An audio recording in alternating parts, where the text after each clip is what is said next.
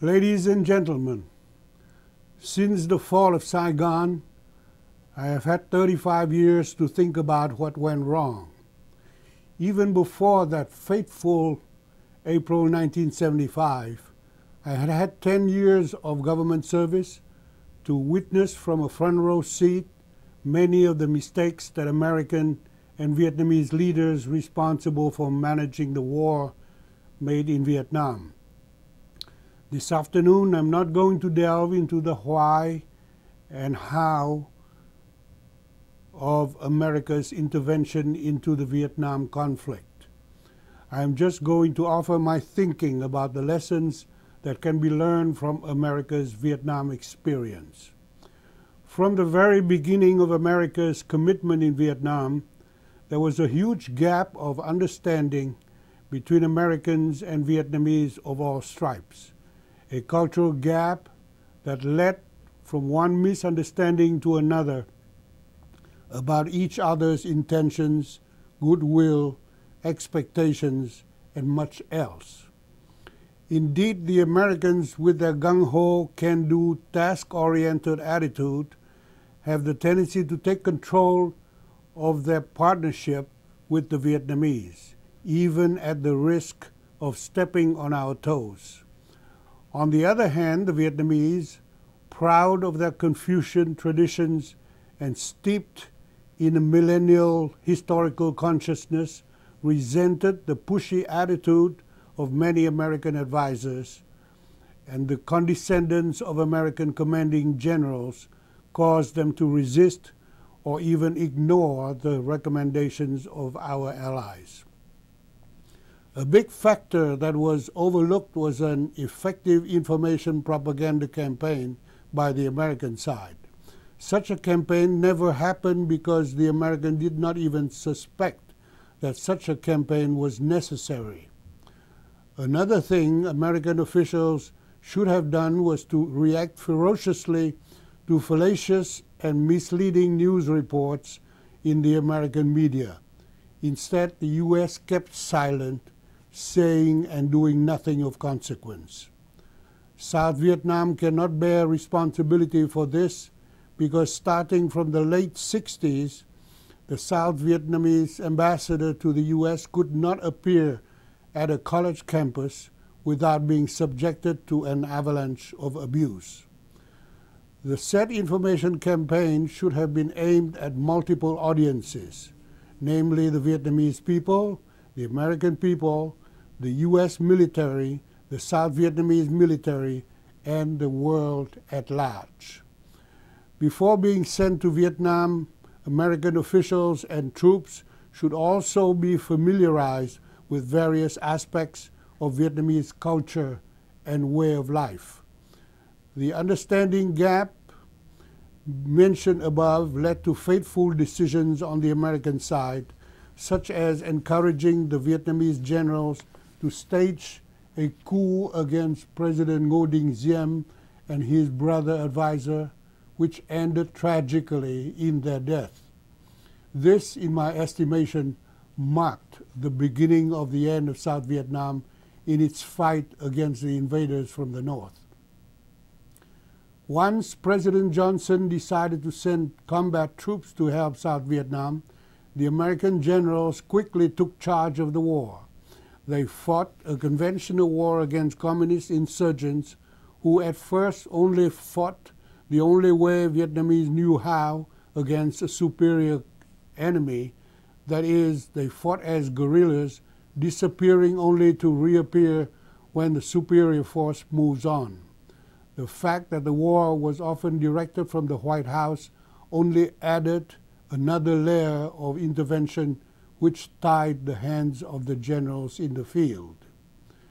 While the communist invaders and the local Viet Cong insurgents could roam all over the South, the American and South Vietnamese sides were not allowed to go north to bring the war to where it hurts. For a long time, they were not even allowed to go into Cambodia, where the North Vietnamese withdrew whenever they needed rest and recuperation. In other words, the American generals were given the responsibility of fighting the war but they were not allowed to win, only to repel attacks when and if they come. Even after President Nixon went to China and met with Mao Zedong, the Americans were still leery of Chinese intervention should our side take the fight to North Vietnam.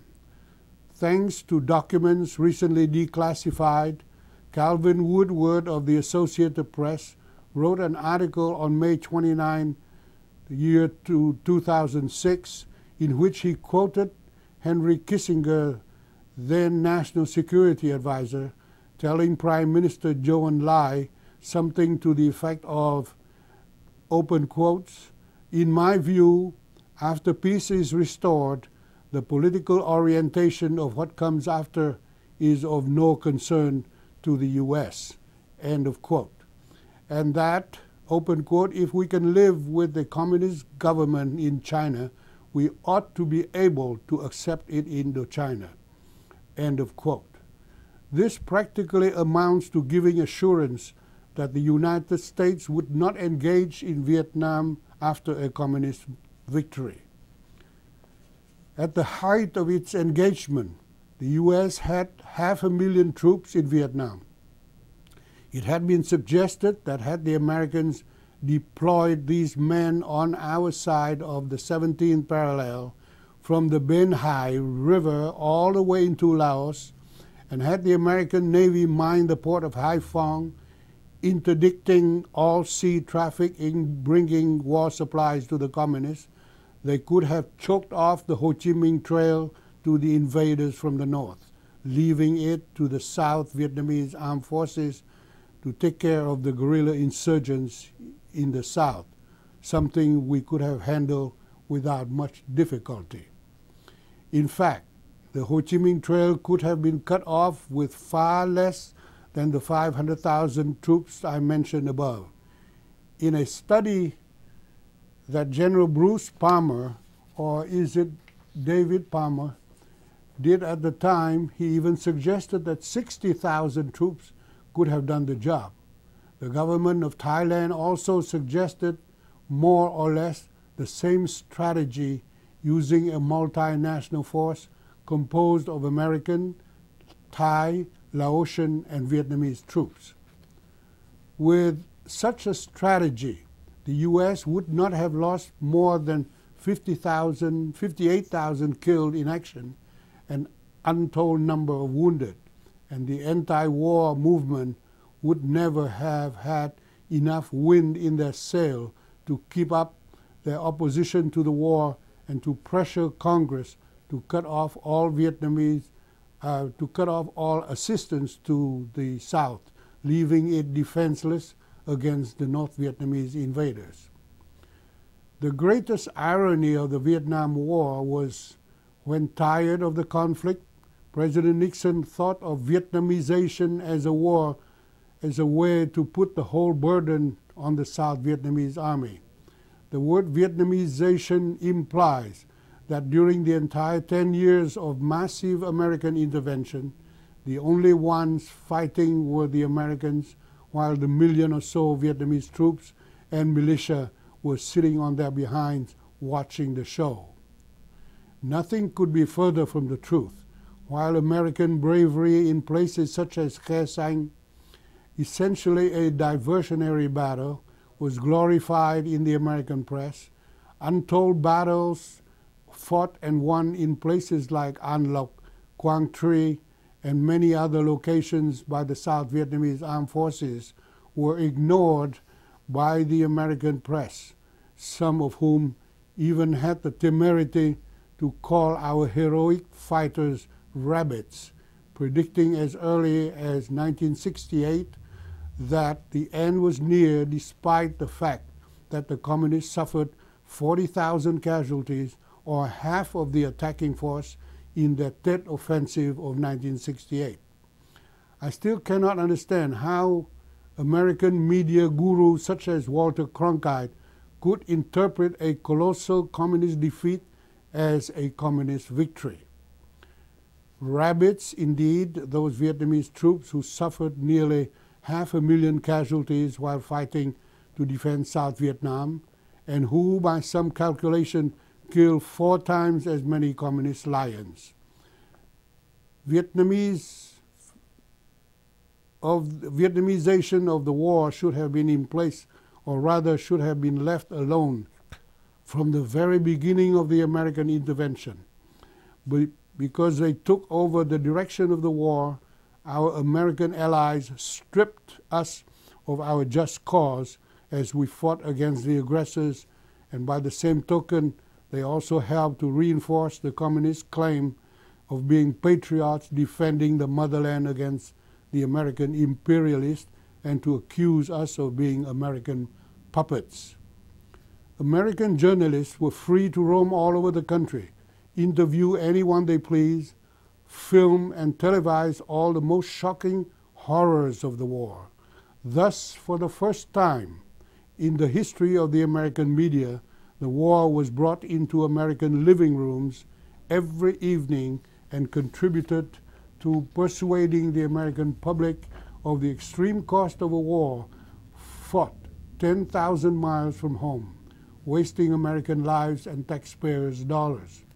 As far as the Vietnamese side was concerned, we also made monumental mistakes. With the encouragement of even the blessing of the highest-ranking American officials, our politically immature, top-ranking generals staged a coup against a democratically elected president and murdered both him and his brothers, Nhu and Kun. Yet after seizing power, the generals were incapable of governing the country and tried coup and counter-coups against one another, thus sapping whatever energy there remained in the country to fight the Viet Cong. When the communists started their final push against South Vietnam, President Thieu, who, inspired by his American counterparts, also managed the war from Independence Palace, ordered the army to pull out of the 1st and 2nd Army Corps in such a hurry and without any planning whatsoever that panic set in, and the various highways leading south were clogged with tens of thousands of refugees and evacuating troops, and under constant communist attack became highways of death. This tragic mistake accelerated the takeover of South Vietnam by the communists, who were only wishfully thinking of victory, and their Politburo only made tentative plans to take over the South by 1976 at the earliest. The South Vietnam government and its information arm did a heroic effort to counter the anti-war movement in the United States, but were not effective against a movement supported by the entire communist world with the backing of both the Soviet Union and Red China. In terms of lobbying, our diplomatic representatives in the U.S. were too busy trying to read the intentions of the American government and the Congress, and did not spend enough time cultivating meaningful public relations efforts aimed at the American public at large. Furthermore, as Ambassador Bui Diem found out, even if there was any kind of debate with the anti-war crowd, our people would have been too polite, and debate usually degenerated into psychological theater of sarcasm and vitriolic accusations. Debate such as it was became an alley fight and demanded the psychological and rhetorical skills and aggressiveness for this kind of fight. Truth was no longer important.